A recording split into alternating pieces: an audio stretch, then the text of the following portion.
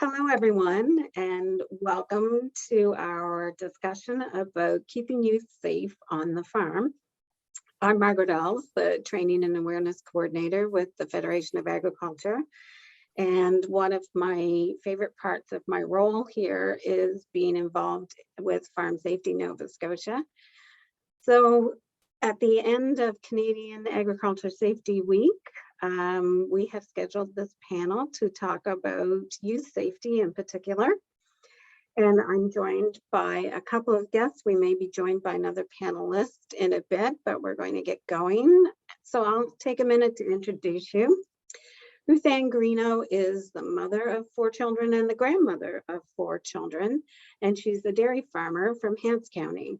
She's a retired educator, and she spent the last few years of her career in the roles of vice principal and principal in schools in the Annapolis Valley. Along with her husband and her family, she owns Greeno Family Farms Limited, where they milk Holsteins and a few Ayrshires and 1 lone Jersey. Ruth Ann's been involved in 4-H for many years and is an active member of her community, including the last couple of years when she coordinated the Hants County Christmas Angels Webathon and events related to that, where she successfully helped raise over $70,000 in both those years. I feel like sharing that might get her on some fundraising lists, but I'm going to take it away. Ruth Ann's happy to be able to join us today. She knows the culture on farms is hard to change and that sometimes our best efforts to promote safety do lead us to feel like we're hitting our head against the wall. But she's going to try and help us lessen that today. So welcome, Ruth Ann. Thank you very much. Glad to be here. And Angela Masters also joins us. She supports volunteers and leaders in delivering safe, fun, and inclusive 4-H programming, as that's the focus of her role as the provincial program coordinator for 4-H Nova Scotia. Angela also grew up through 4-H, and she's passionate about ensuring the program continues to offer its hands-on learning opportunities to youth in a wide range of projects and activities. As part of her role, Angela sits on the 4-H Canada Standards and Youth Safety Committee and also implements youth safety policies here in Nova Scotia. Outside of work, Angela enjoys gardening, raising goats and chickens, and she also milks at a local dairy farm. Thanks for joining us, Angela. Thank you for inviting me.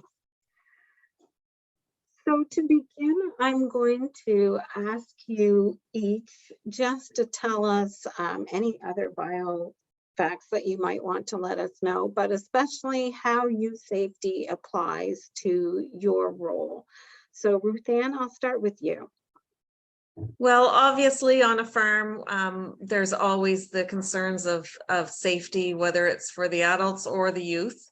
But on our farm in particular, with the 4 grandchildren around, quite often 2 of them actually live on the farm and 2 just a half a mile up the road. So they're often on the farm, and there's also 4-H'ers on the farm from time to time. There's friends visiting from time to time, and sometimes young people who are helping with haying or something like that. So there's so many opportunities for concerns and risks, but there's a lot of opportunity to share the importance of agriculture, which also includes farm safety. That's great. Angela, how about your specific role? Sure. With 4-H, we have such a wide variety of projects. I think probably our livestock projects are the ones that pertain most to this discussion, but like Ruth Ann mentioned, there's an element of risk in kind of any project that we have members doing hands-on work. So we want to just make sure that, things that we as 4-H alumni or longtime leaders have taken for granted, because we have a lot of new families coming into 4-H now. So it's really important just to kind of take an outside look at some of the things we do and just make sure that it makes sense for new people and that we're explaining things properly for them, to make sure that everyone stays safe while they're doing their projects. No, that's great. I should just take a minute to share with the participants that we have online that I have some questions that that we're going to go through. But if you have questions of your own, feel free to put them in the Q&A function or in the chat, or you can raise your hand and we can unmute you. We'll probably go through things and answer questions later on, but if you have them come to mind, feel free to jot them in the chat or the notes right away so that you don't forget them, and we'll definitely take time to get to those. So before we do anything else, I'm just going to talk about some of the sobering statistics around youth safety living and working on farms. And I think most of us recognize that the farm environment and agriculture in general is one of the very few work sites where youth of any age can be present at any time. So that dynamic certainly has its own set of challenges around it. The main causes of death for youth on a farm are due to machinery, either rollovers or runovers, and that accounts for 42% of the youth deaths on farms. 17% are due to drowning, and interestingly, 80% of children killed on farms are males, not females, and 72% of them, not surprisingly, are children of the farm owner or operator. So sobering statistics for sure, and it just underlines the importance of the topic. On that note, Angela, is safety a topic that 4-H families are aware of and are eager to learn more about? Yeah, like I mentioned, we have lots of new families coming into the program, and a lot of our new policies are things that they kind of take for granted because other organizations that their kids are involved in have had policies in place for much longer than 4-H has. Like I said, we had a really strong program based on the quality of leaders and volunteers we had. And what our new rules and safety policies have done is just kind of given it a little bit more definition and structure. So when we have those new families come in and they ask, you know, about how an activity is approved, we can explain to them our process. And again, it also gives our leaders a process to go through to make sure that they are kind of checking off all the to-dos when they're planning an event. I guess when I do the training sessions, I like to say, you know, it's not anything new. It's something that you've all been doing. We're just kind of putting a box around it and making sure it's all written down if there's questions. So yeah, but I think it is really something that we are going to kind of try to promote and emphasize as a feature that 4-H now has. Both our new activity plans and policies around the activities that we do, as well as our screening and training that we do. Right. That sounds like quite a lot, but I'm glad to know it's at the forefront. And Ruth Ann, what about safety on the farm? Has it always been a topic of discussion or often been a topic of discussion? Well, I think safety has always been a priority on the farm, but often it's felt more like a monologue than a discussion. So, you know, being female, I think has its, being female and giving birth, I think have its issues, because I think you instantly go through some sort of worry machine, and all of a sudden everything becomes more frantic in your mind. And I know for, you know, several years when my kids were young, I just was worried about everything all the time. So oftentimes it feels like you're just harping at people and they're not responding. And so I think everybody recognizes on the farm that there are risks, and but sometimes people are more accepting of the risks than other people, and that balance has to be found too. Oh, that's a really good point. And I think you're kind of saying that sometimes the onus is more on the adults to keep an eye out for the kids too. So, but what does that look like, keeping the grandchildren safe day to day on the farm? What does that look like? I think so much of farm safety and safety in general is common sense. And therefore, you know, as we have recognized in the world, common sense is becoming less common all the time. And an issue with that is that so many of the young people that come to our farm are not necessarily aware of what farming's all about anymore. Where years ago, when people came to the farm, they probably, you know, had an uncle or a grandparent who had a farm or something like that, and they were just coming to a different farm. But now when people come to a farm, it's oftentimes that they haven't ever been on a farm, or that they have very little understanding of what a farm is all about and the actual risks there. With our grandchildren, of course, they're on the farm basically daily, some of them daily and some of them, you know, a little less frequently, but it's having those conversations and just making them aware that when they're in the haymow, there are holes there. You have to be super careful not to go near the holes. When you see somebody on a tractor in the yard, you have to make sure that you're not in the middle of the yard, that you're watching them because they may not see you. And keeping them close for, you know, the first few years when they're learning these things is really important. As they get a little bit older, our granddaughters are now 5 and 7. And they can be, if I'm in the barn milking and they're with me, and they can be in and out now, and I don't worry quite as much because we've had so many of those conversations. They have a basic understanding, and they know that there's check-ins involved. Like if I haven't seen them in 10 minutes, I'm going to hang up milkers and go looking for them. They know that I'll be grumpy. So they come do the check-ins so that I don't have to do that. Oh, that makes sense. That's really good. Angela, how is that either different or similar to the 4-H role?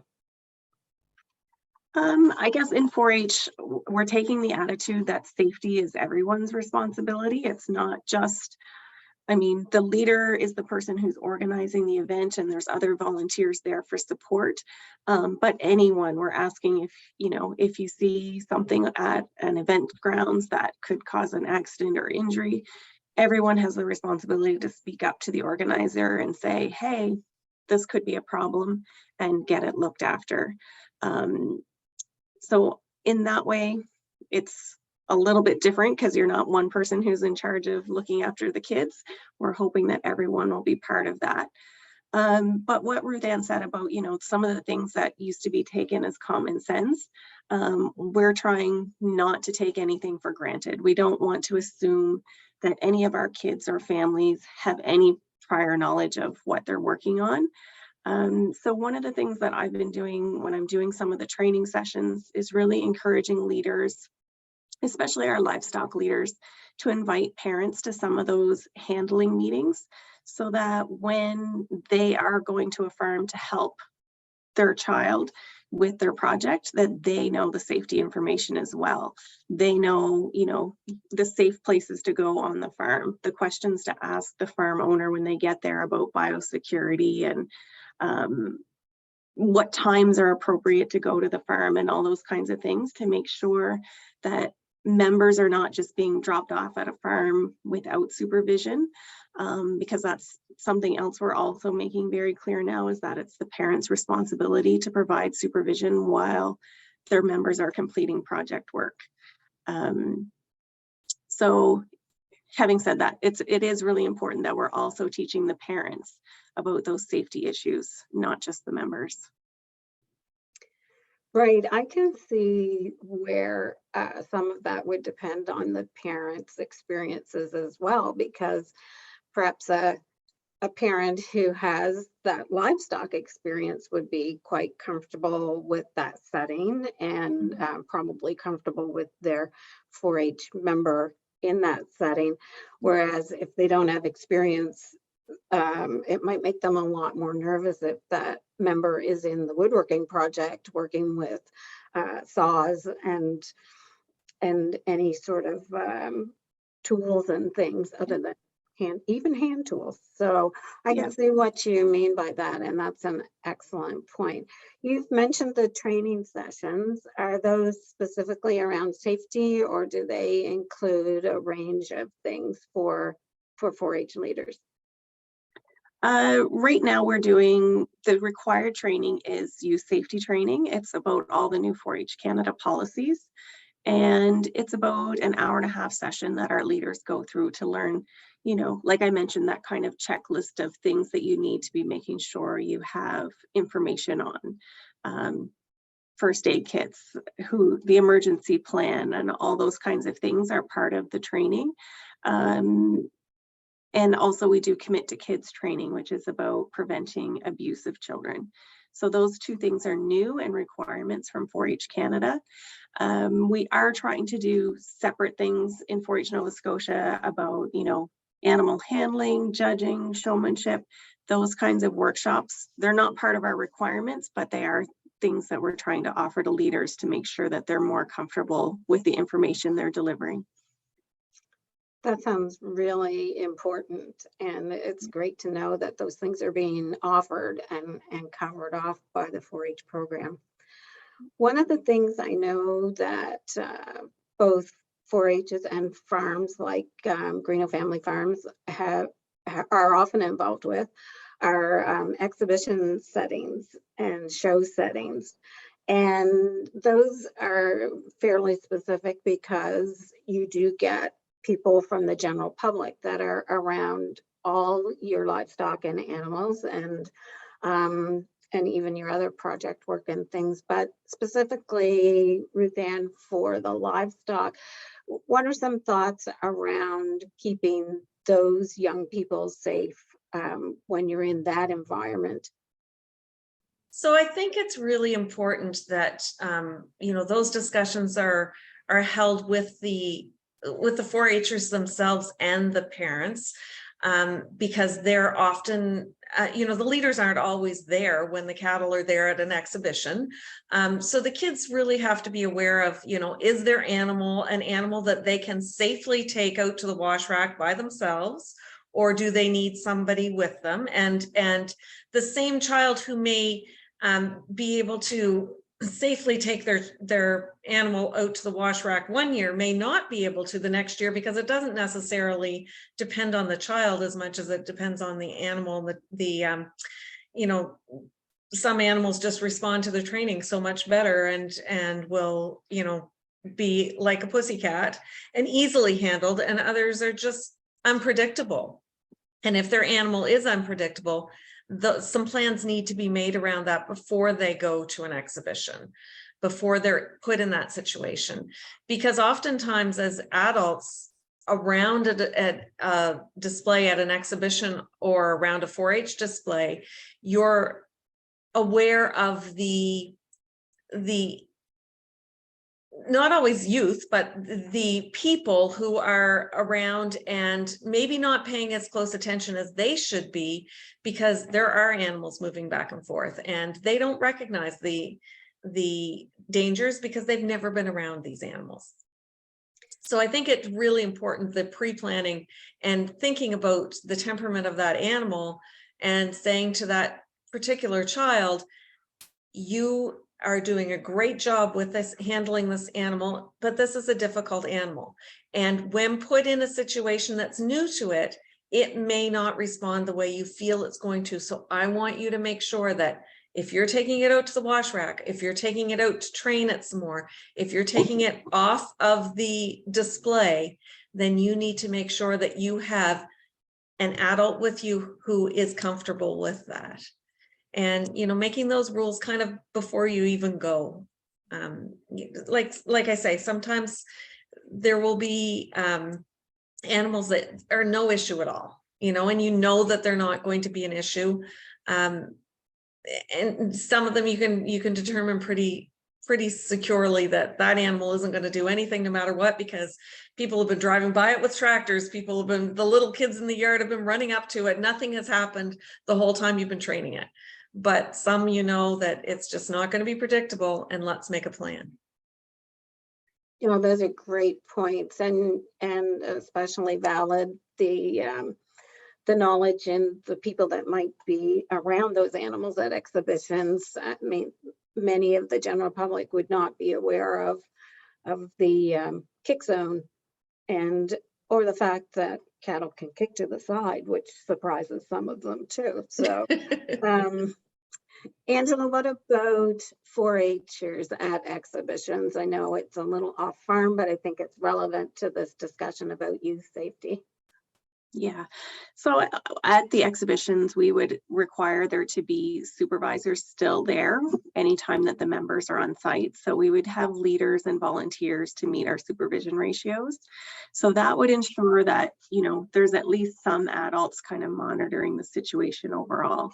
I think another thing that's important is signage in the barns to try to provide some of that awareness to the public about, you know, not touching the animals unless they ask someone if they can.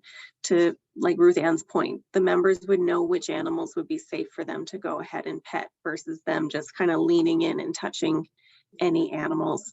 The hand washing and all those kinds of things that you want to make sure that nobody gets sick from being in the 4-H barn. Yeah, but I think Ruth Ann pretty well covered it as far as, you know, making sure there's always an adult there who can grab the halter if there's a problem. Yeah. Oh, that's great. Ruth Ann, I'm going to go back to you. When you're thinking about safety for the farm and for your children or grandchildren, where do you find that information, especially as you pointed out, when there might be less experience to hand down from generations, but also less common sense? You know, what do you rely on to be able to find resources and strategies to promote that discussion with the children and grandchildren? So having grown up on a farm and having lived on a farm basically all my life, except for a few short years, so much of the knowledge is, you know, already there in our heads. It's in our, you know, in our family. We have so much knowledge there. There are obviously resources to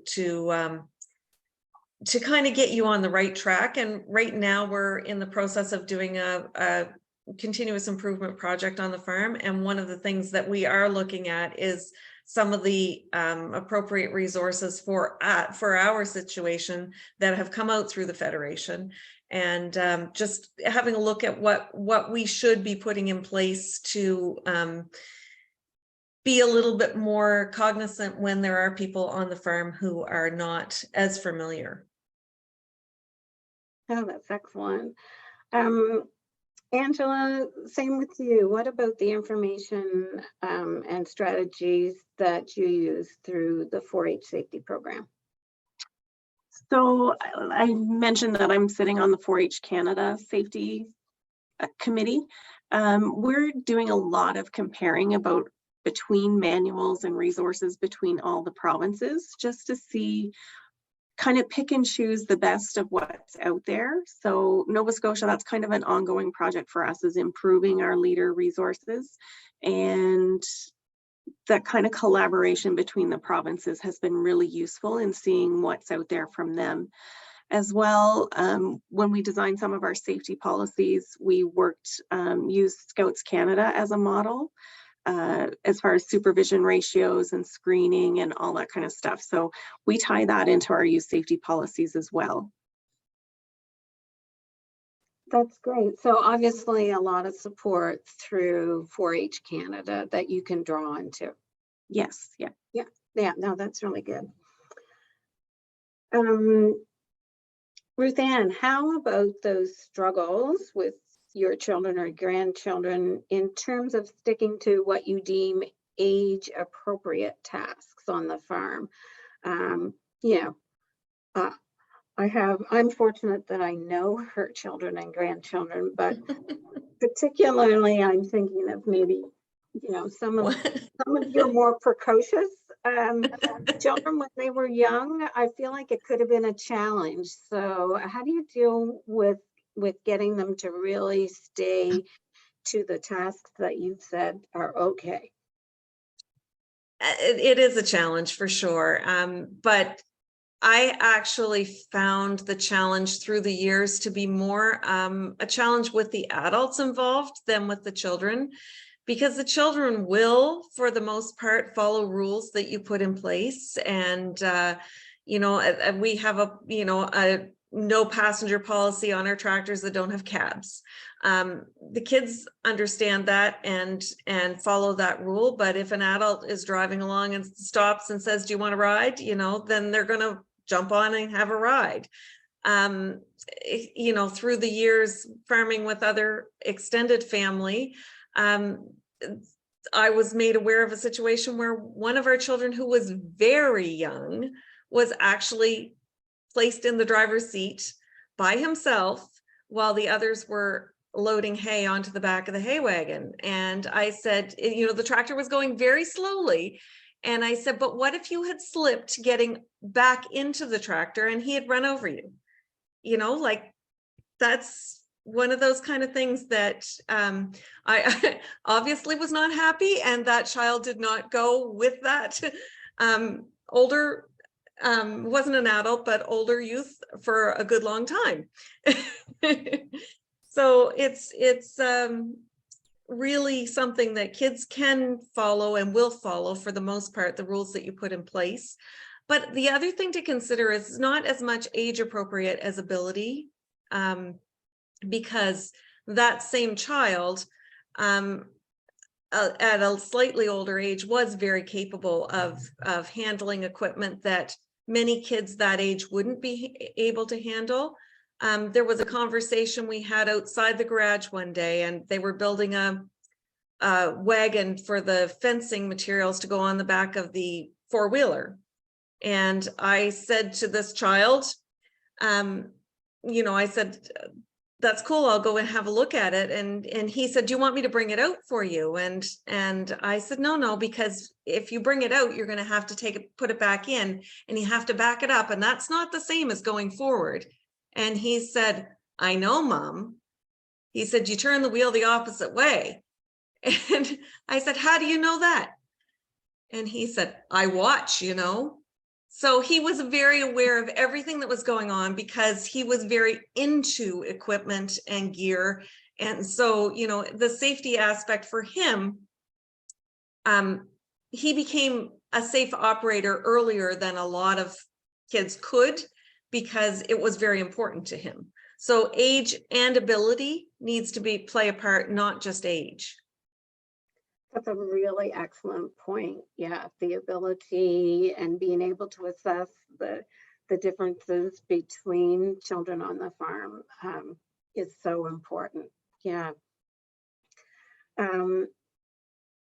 Angela, we know that the 4-H program has increased a lot of their safety and training and their screening of participants, and they have new requirements around the numbers of screened or approved people that can be involved. But can you tell us a little more about that leader screening and that part of the program? Sure. Our screening process is similar whether someone wants to be a volunteer or whether they want to be a leader. So everyone who's registered with 4-H Nova Scotia has done a criminal record check with Vulnerable Sector, the Child Abuse Registry search, and they provide 3 written references from people. And then one of our staff does a quick new volunteer interview. So that's done right across the board, right across Canada. Everyone goes through the same process. If people are interested in being a leader and actually taking a more active role in leading specific projects or being a general leader with a club, they would need to do Commit to Kids training, which is about sexual abuse prevention. and would also do youth safety training, which is about all the new youth safety policies that 4-H Canada has laid out. Kind of Ruth Ann mentioned earlier, sometimes it's the adults who are harder to get on board than the kids. When these new programs came out, we did have a lot of, I would say, frustration, or, you know, people who didn't think Nova Scotia needed to do these things because, you know, everything's good. We're on the right track, which definitely 4-H was always a great program, and our leaders, I have the utmost confidence in. But like I said, I think as we've moved through it, even some of the people who were initially resistant have found the information and the new tools really useful. And also, like I said, all the new leaders who come on board are kind of relieved that we have something, because 4-H is a really big program to get your head wrapped around. So at least it's something that we're kind of introducing to them to some of the tools and expectations of their role as a leader with 4-H. I know Ruth Ann just actually took the training not that long ago, so she might be able to comment on if it was a useful session, but I think that's the feedback we're getting, is that people are happy to know the guidelines and stuff of what we expect at project meetings and activities. Yeah, it's putting some of that information and those boundaries in place for the leaders as well as the youth. So that must be really beneficial. Ruth Ann, did you want to comment on that leaders training? Sure. It's being involved in education for years. You know, it was comforting to me to see the similarities. I knew that there wouldn't be much new information for me from my role off the farm, but it was comforting to see that information was being shared with people who don't have those kind of connections and training in their background. So that's great. I think we might have a couple of questions that have come up, so we will go to those now. Yeah, so relevant sort of to this conversation, would either of you say that there are tasks or areas around the farm that you think should just be a no-go zone for kids?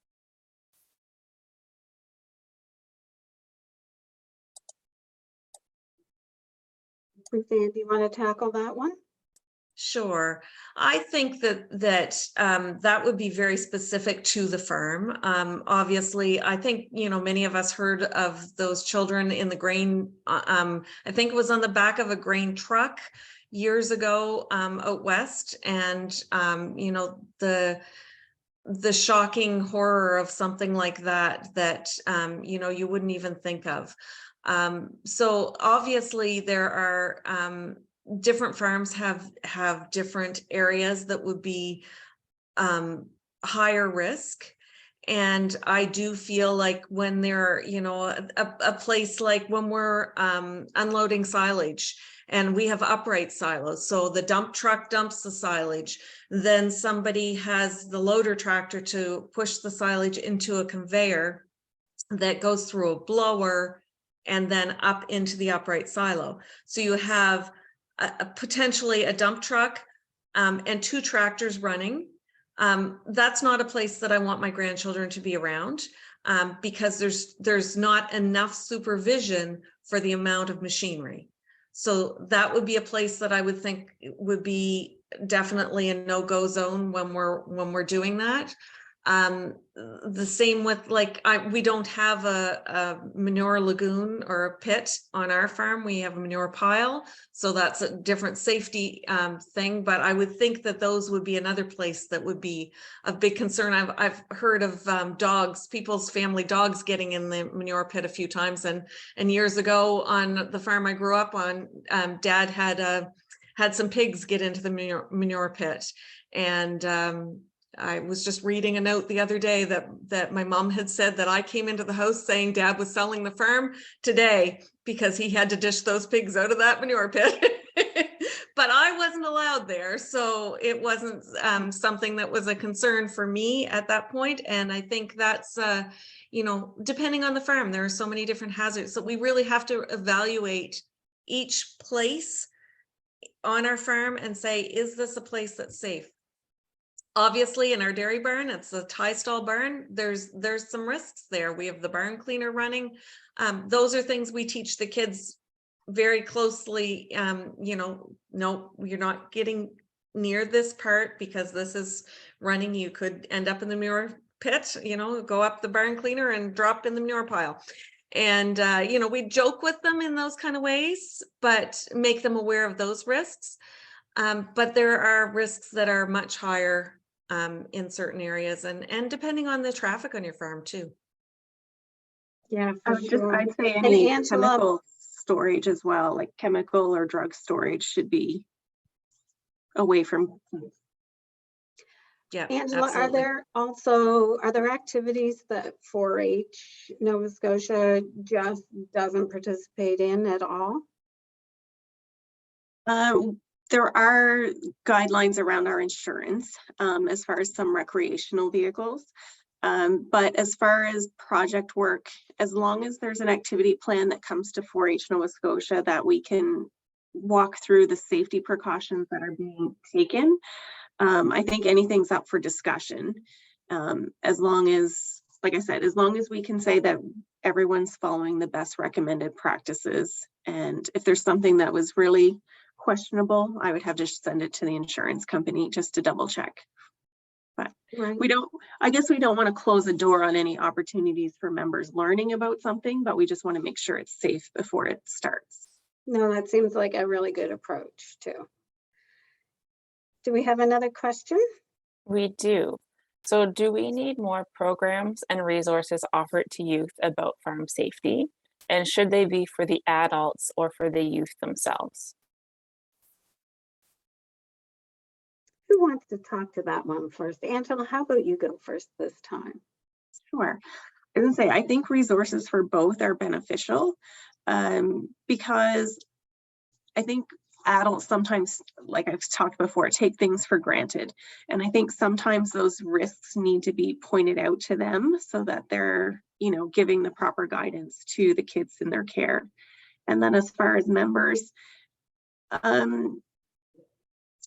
I feel like they are most likely just to follow the example of older people.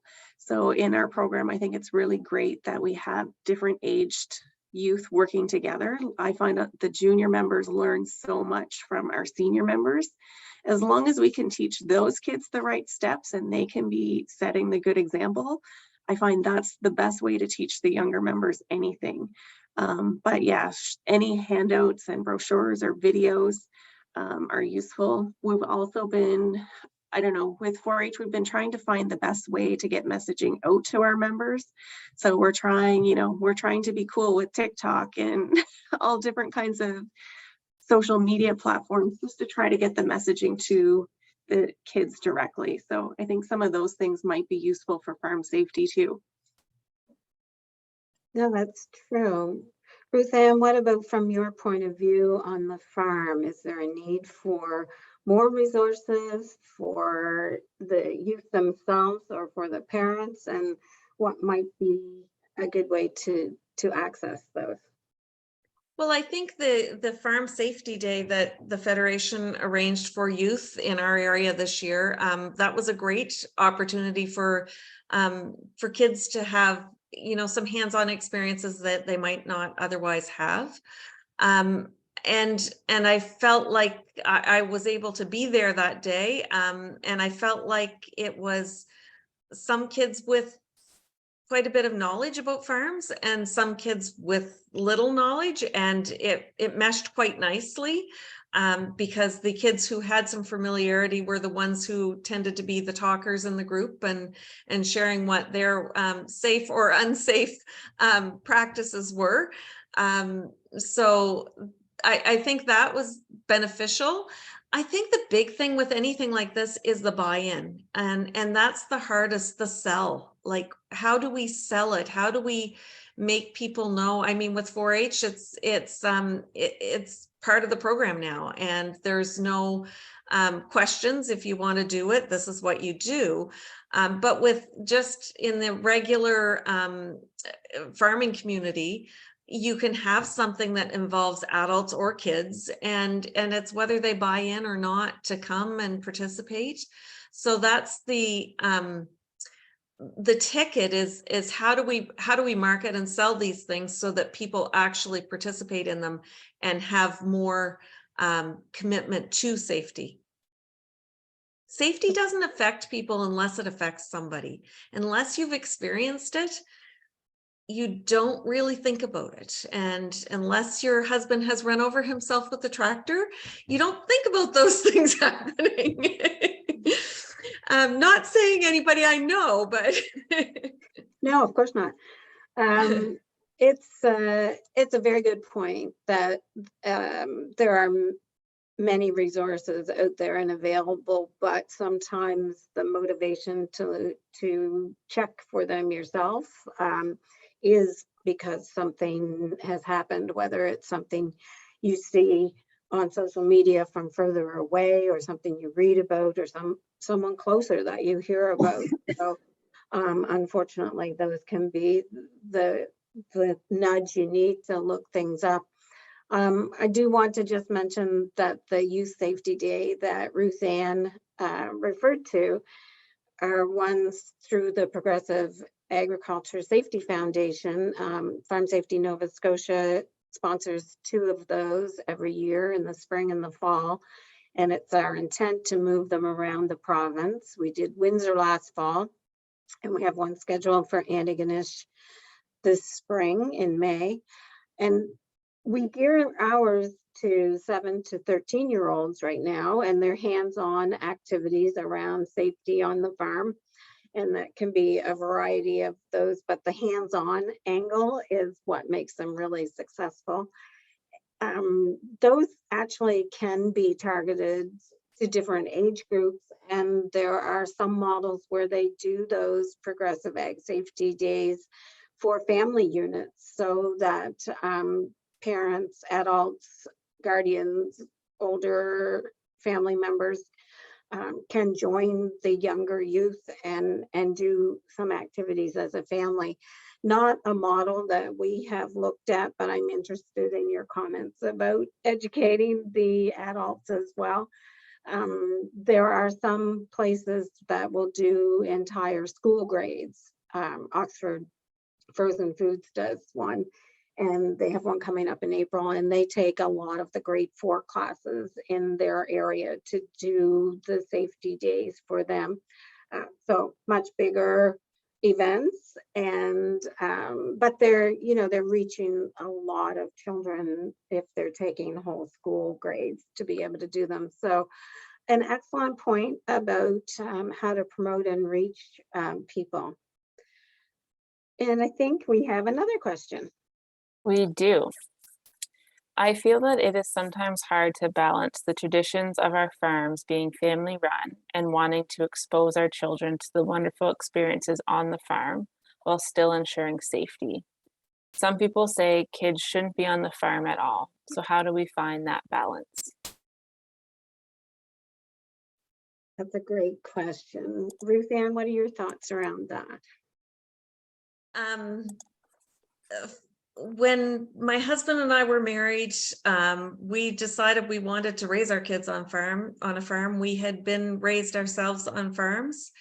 And I think that I feel strongly that the benefits outweigh the risks. There are risks inherent in everything we do. There are risks in putting our kids in the car and taking them to get groceries. There are risks in taking them to their sports that they're involved in. And I think it's just a matter of minimizing the risks as much as we can and being aware of what those risks are, along with teaching our children, that what we're working with is not just what everybody else sees in their everyday life. And we're working with big machinery all the time, and that there are so many things that can be dangerous without instilling fear in them, because you don't want them to be fearful of everything either. And I think our generation of raising kids, the generation of kids who are raised on a farm, then have the ability to be safer in so many areas of their life because they've experienced things that they know are dangerous, and they do know how to be safe operators of equipment and that sort of thing. If they come into it in their late teens or early 20s and start trying to do the things that need to be done on the farm, I think you're going to find a lot of issues with safety in that aspect, because learning about safety is a part of what they do growing up on a farm. So I think, you know, it's got to be ingrained into everything that you do, in, you know, immersed in what you're doing, and talked about. The conversations have to be held, but I think we have to have the risk level that will bring safety in the long run too, you know, for the adults as well.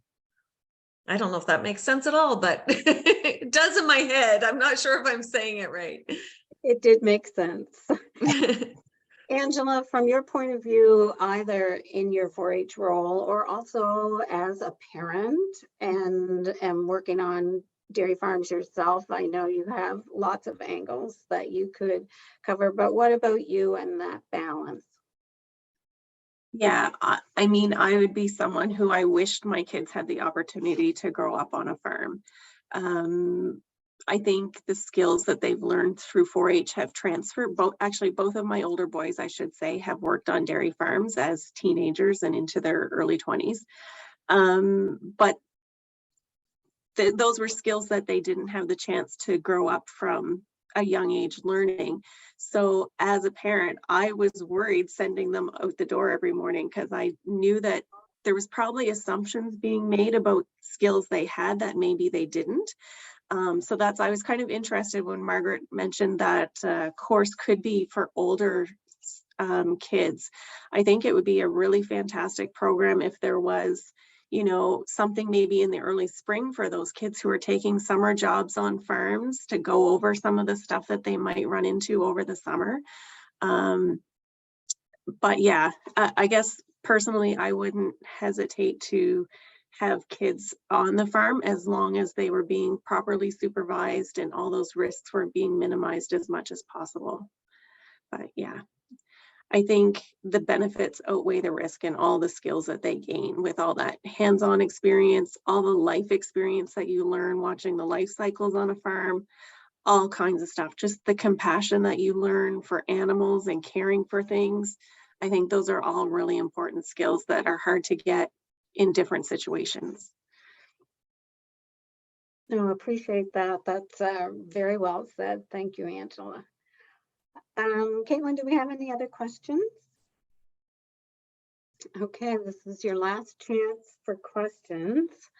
And if there aren't any others, then I'm going to put both of these people on the spot and ask you for maybe one thing that you really want people to take away from this discussion, whether it's a hazard to watch out for or a tip or something unrecognized. But what's one thing you want people to take away? Let's go with Ruth Ann first. I think my takeaway is that the importance of safety is common sense, but and safety itself is common sense, but in the rush of the day on the farm, it's so easy to let that take a back seat. And it's so important to have at least one person on a farm who's keeping the conversation going, who's saying, you know, like, what about the safety of that? And, you know, can we make this a little safer? And should this child be allowed to be near this part of the farm? And those kind of conversations. It may not be everybody on the farm having the discussion, but if there's one person, as I said at the beginning, having that monologue, it's going to start sinking in and it's going to make a difference. And you should never be silent if you have a concern over safety, because silence could end up being a tragedy. Yeah, that's very true. Thank you. Angela? Kind of along the same lines, I was just going to say that there are no dumb questions. Like if you see something that you're doubtful about, or if you see something you're concerned about, don't hesitate to ask and double check. And even if you've asked once and you're still confused, ask again. Like I said, there's no dumb questions. And in hindsight, if, like Ruth Ann said, something happens and you thought, oh, I should have double checked that, or I should have asked. Yeah, just not to be shy about speaking up if you see something or have questions. Those are really great bits of advice. Thank you so much. And as I don't see any other questions for us to field, then I'll just say thank you very much to both of you for joining us today and sharing your thoughts and helping move forward the safety aspects for youth on Nova Scotia farms. Thanks so much. Thanks. You're very welcome.